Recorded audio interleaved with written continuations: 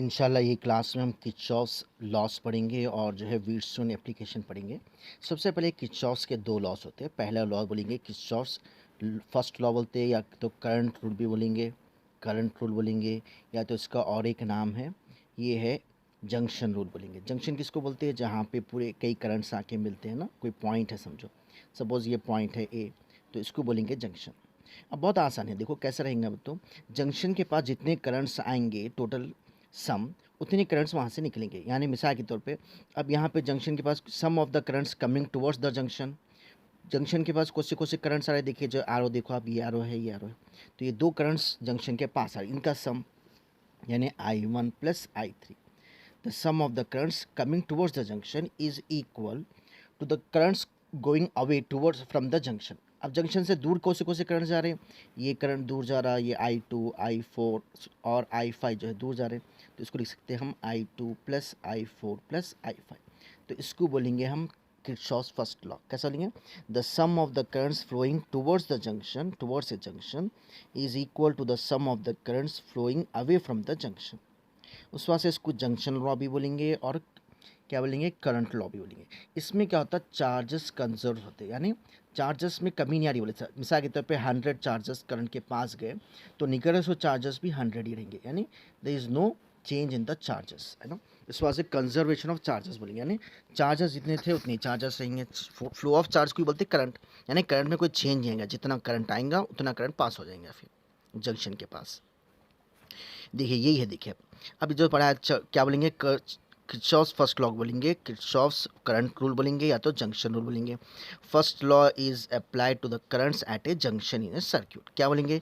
It states that at a junction in an electric circuit the sum of the currents flowing into the junction is equal to the sum of the currents flowing away from the junction. This is a consequence of conservation of charges बोलेंगे, conservation of charges. ये हो गया। वैसे अपन अब second law पढ़ेंगे। Second law को ये भी बोलते हैं ना, वोल्टेज रूल बोलेंगे या लूप रूल बोलेंगे, वोल्टेज रूल या लूप रूल। इसमें जाने से पहले थोड़ा कॉन्सेप्ट देखना पड़ेगा अपने को।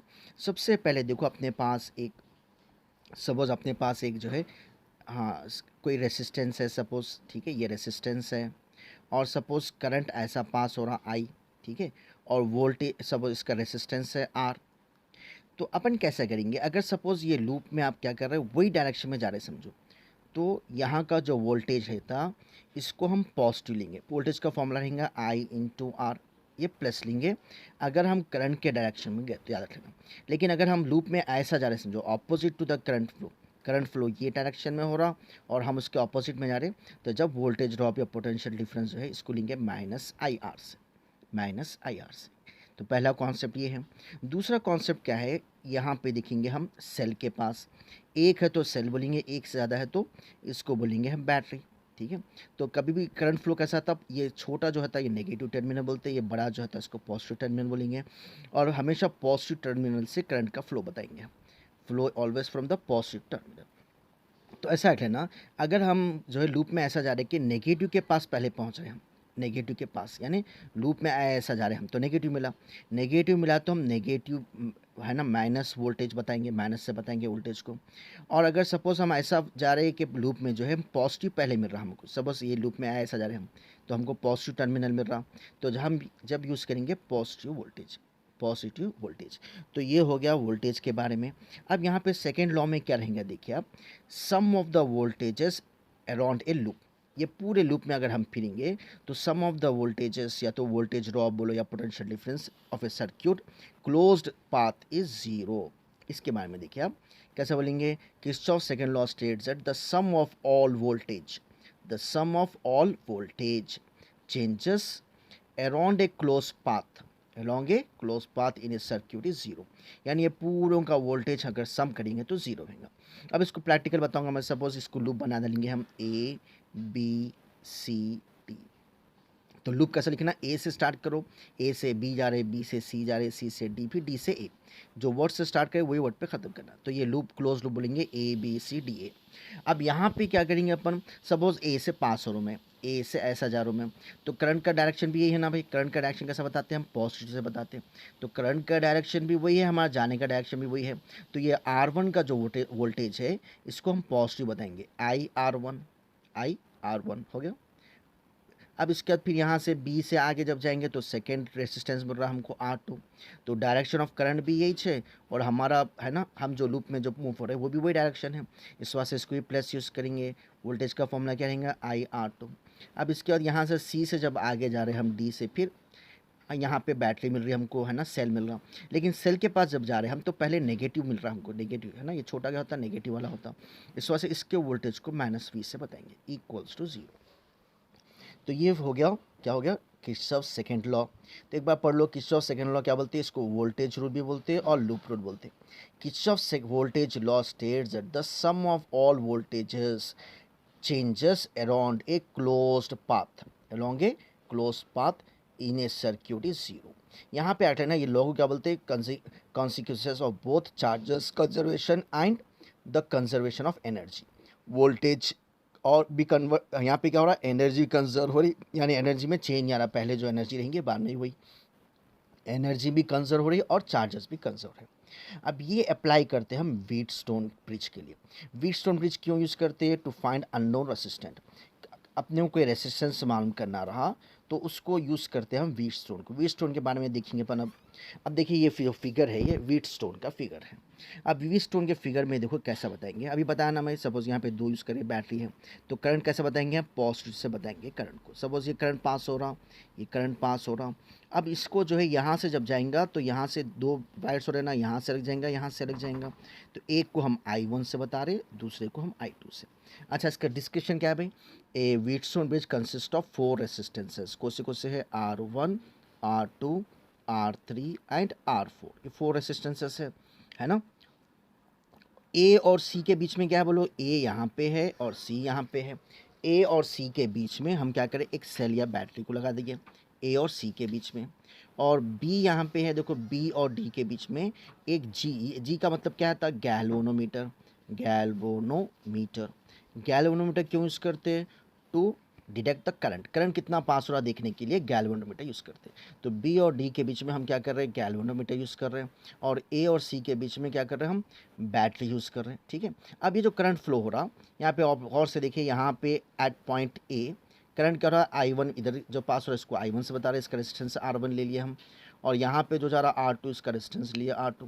फिर देखिए बी के पास से फिर पास हुई है ना, यहाँ पे ये जो आगे बढ़ा इसको I4 से बता रहे, इसका रेजिस्टेंस I4 है।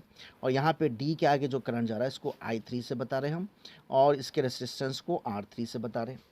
अब सबसे पहले देखो वोल्ट है ना, किरचॉफ फर्स्ट लॉ लगाएंगे at the point, suppose at the point D ले लो, at point D Kirchhoff's law first law. तो फर्स्ट लॉ क्या अभी बताया था हमने, जो करंट करीब आ रहा, sum of the currents flowing towards the, तो टुवर्ड्स में कौन सा आ रहा, I1 equals to sum of the currents flowing away from the charge, away from the junction I3। तो I1 इक्वल्स टू I3 आ गया।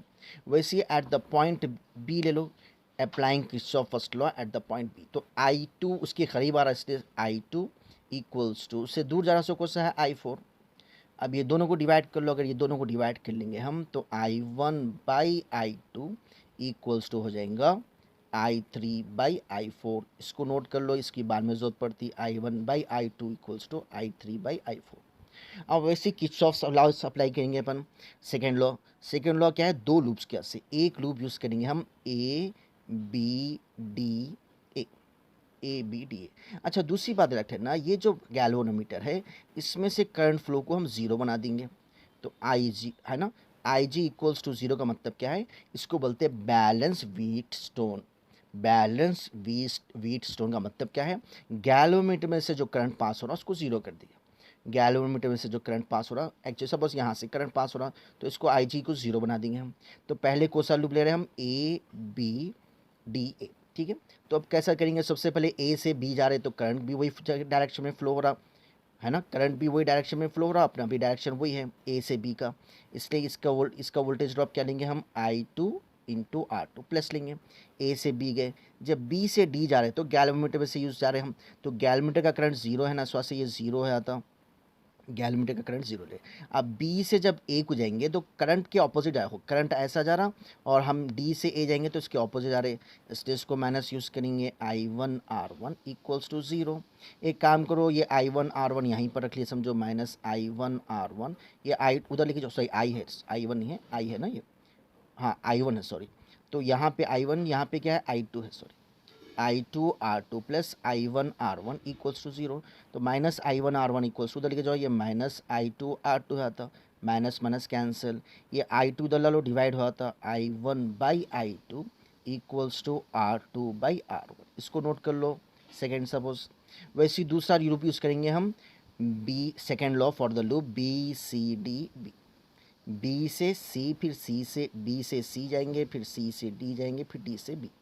जब बी से सी जा रहे हैं अब तो डायरेक्शन ऑफ करंट भी वही है, इसलिए प्लस यूज़ करेंगे हम I4 R4। फिर जब सी से हम डी जा रहे हैं, देखो ऐसा जा रहे हैं लेकिन करंट फ्लो ऐसा आ रहा, इसलिए इसको माइनस यूज़ करो, माइनस I3R3, और करंट इसमें तो ज़ीरो है, इस वजह से क्या लिखते हैं, छोटा लो इक्वल्स टू 0।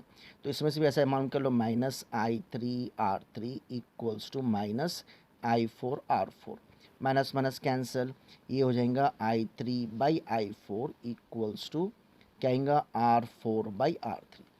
अब ये देखिए इसमें सब्स्टिट्यूट कर लेंगे हम, I1/I2 की वैल्यू क्या आ गई R2/R1 इक्वल्स टू I3/I4 की वैल्यू आ गई R4/R3।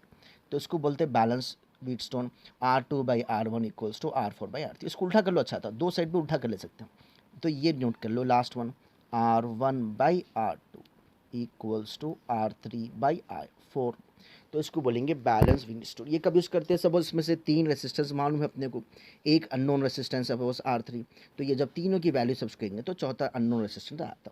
इसको मैं जो है ना, अगर नोट्स आप लोग ने खुद से नहीं बना सकते तो नोट्स बता डाला मैं, नोट्स देख लीजिए एक बार, है ना। ये Kirchhoff first law second law तो ऑलरेडी देख लिया। अब व्हीटस्टोन के बारे में क्या है, Wheatstone is use to find unknown resistance, it works on the principles of Kirchhoff's laws. अभी बताना, the Wheatstone bridge has 4 resistance, कौन से R1 R2 R3। A battery is connected between A and C, अभी देखिए, and galvanometer between B and D। If IG equals to 0 then the bridge is called, क्या बोलेंगे, balanced bridge बोलेंगे, ठीक है। Applying Kirchhoff first law eight D, अभी देखिए अपन तो I1 इक्वल्स टू I3 हो गया। वैसे Kirchhoff first law at B देखे तो I2 इक्वल्स टू I4 हो गया। ये दोनों को डिवाइड कर लो तो I1/I2 इक्वल्स टू I3/I4। अब क्या करें, सेकेंड लॉ यूज़ करेंगे दो लूप्स पे। पहला लूप पे जब यूज़ करें हम तो I1/R2 इक्वल्स टू R2/R1 आ गया, जैसा अभी बताया। वैसे ही सेकेंड जब लूप पे यूज़ करें तो क्या गया, I3/I4 इक्वल्स टू R4/R3। अब ये दोनों को सब्स्टिट्यूट कर लो, I1/R2 की वैल्यू क्या है यहाँ पे R2/R1, वैसे ही I3/I4 की वैल्यू ये आ गई, इसको उल्टा करके दिया लिया R1/R2 इक्वल्स टू R2/R3। तो इसको बोलेंगे हम व्हीटस्टोन ब्रिज, है ना। दिस इज कॉल्ड, क्या बोलेंगे इसको, balance condition for Wheatstone bridge. तो इंशाल्लाह नेक्स्ट क्लास में इसका कंटिन्यूशन करेंगे। अगर आप लोग को समझ में आ रहा, फ़ायदा हो तो लाइक शेयर सब्सक्राइब करिए। इंशाल्लाह नेक्स्ट क्लास में इसका कंटिन्यूशन